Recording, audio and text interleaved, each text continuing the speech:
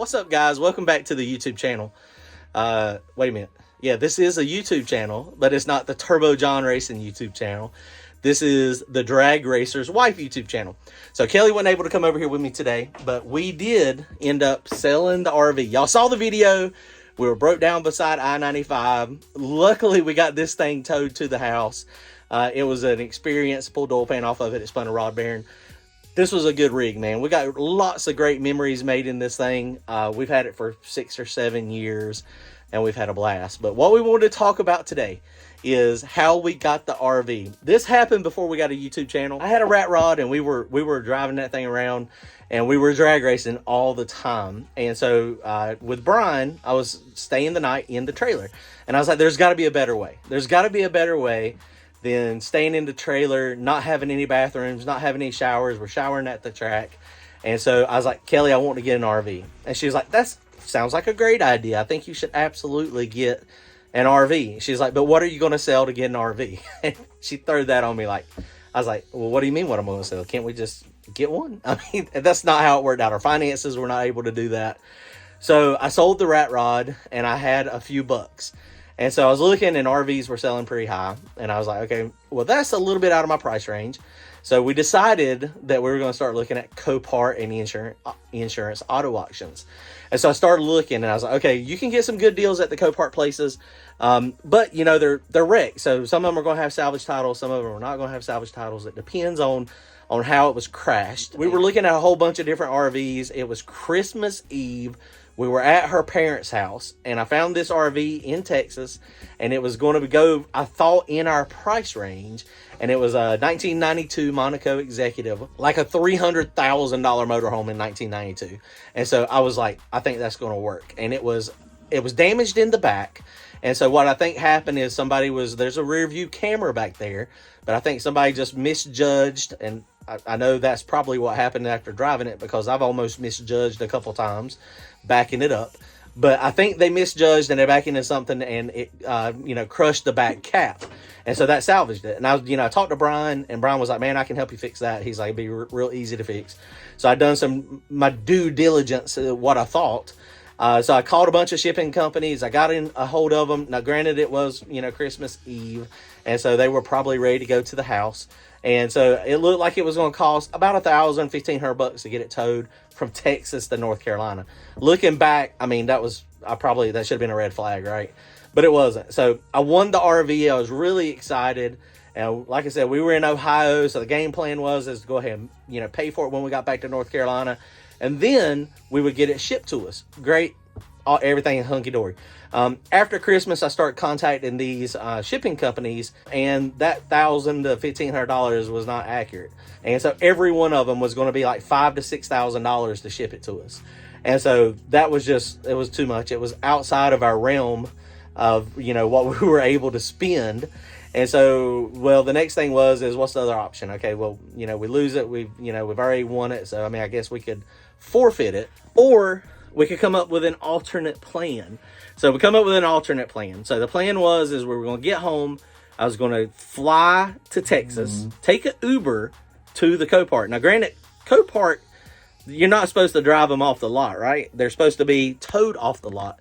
So I flew with my little bag of tools. I had my little tools, it was tools and a little bit of clothes. And it wasn't, too bad on the flight. It was a 4 or 5 hour flight, I guess. Caught the Uber, got to the Copart place. And when I got to the Copart place, that's where the excitement really began. So I stashed my suitcase in the bushes. So I was like, okay, I need to keep my suitcase hid, because, I don't want them to know that I flew here and took an Uber. I don't know if it would have mattered or not, but, it's just something I didn't want to do. So I went in, I got the keys, come out, and it was across the street in a storage lot.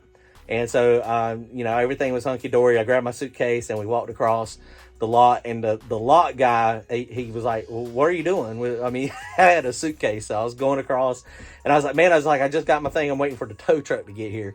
And he was like, oh, okay. And he kind of looked at me like I was stupid. I mean, I guess I am stupid when you think about this in the realm.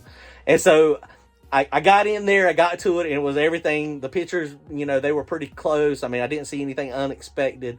Tried to crank it, and it wouldn't crank. It wouldn't do nothing. It was nothing. And then I was like, I don't understand. And then, you know, it had 2 off switches. And so I was flipping the off switches on and off. And then I would occasionally get an unk. And so it wouldn't crank. It was just stuck. It was dead in the water. So I was like, okay, the batteries are dead. This is, you know, it's been sitting for a little while. I was like, well, that's a problem. So I go back to the Copart and I grab one of the tow truck drivers. They had just dropped off something. And so he got over there and we started jumping the batteries and they would not jump. Nothing. He was like, man, the batteries are bad. He's like, I've got you. Let's go. He's like, we can go to I got a buddy that got a battery place. God, man, thinking back, I'm just stupid. It's in a bad part of town, but luckily it was legit. It was a stereo place. Dude hooked me up on the batteries. So we got back to the RV, put the batteries in, kicked it over, and it said, gunk, gunk. And I was like, dude, this is not good. So now he's like, man, it's the starter. And I was, you know, me working on cars, I understood. I was like, yep, I think you're right. I think it's the starter. I was like, the starter is bad. I was like, now it is New Year's Eve. They close at 5 o'clock. I'm going to be stuck up here for at least another 2 or 3 days. Everybody at work, I got somebody working for me, covering my shift. And it was a hot mess. And so then, I don't know if it was he or I, one of us realized that we had just replaced the house batteries. Dude, well, no wonder. And so we jump started it. We took the jumper cables. We went from the house battery to the big battery and let it sit there for a few minutes. And then it fired up, boom, cranked up, big diesel engine, LTN Cummins, purring like a kitten, done this little diesel smoke.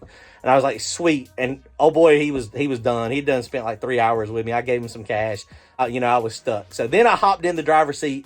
And then I realized I had no clue how to drive this thing. It's got air brakes. It's got air ride suspension. And it was running and the warning lights were on and the air thing was pumping and coming up. But I had no idea how to even get it in gear. This thing, you get it in gear, it's got a toggle switch. You know, you push it up for reverse, pull it back for drive. And so got it cranked up, called Brian. And Brian was like, man, he was like, there's a toggle switch somewhere. And so he showed me where the toggle switch was. I had him on like FaceTime. And he was like, that's it, I think. And so we pulled it and boom, it popped it into gear. And then I was like, okay, let's roll. And so at this time also, that's about the time I realized that the driver's side mirror was now turned at a 90-degree angle from where they had, I guess, pulled it in the yard. And it was stuck and I couldn't get it out. So I had, you know, this big RV. I mean, it's 40 foot long and, you know, it's a hoss. It is massive. And so I've got this little teeny camera up here above my head that I can see in the back. And I've got this mirror over here on the side and then nothing on the driver's side. Luckily, I can see out this big window here. It was a big picture window. So, I mean, it worked out okay to where I could see. But then driving it, getting off the lot, the old boy, the security guy, man, he looked like he was about to, I think he was, I didn't wait for permission to get off the lot. I just went ahead and rolled off the lot. I mean, it was mine. I had the title. I had the keys. I mean, and, you know, I don't know if he come chasing me or not. He may have.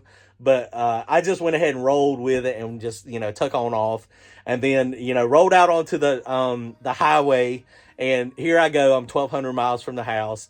I've got this RV. I have no idea how to drive it. And so it's just one of those things, man. It was very, very, very difficult. It's very stressful. Oh, I forgot to tell y'all the best part.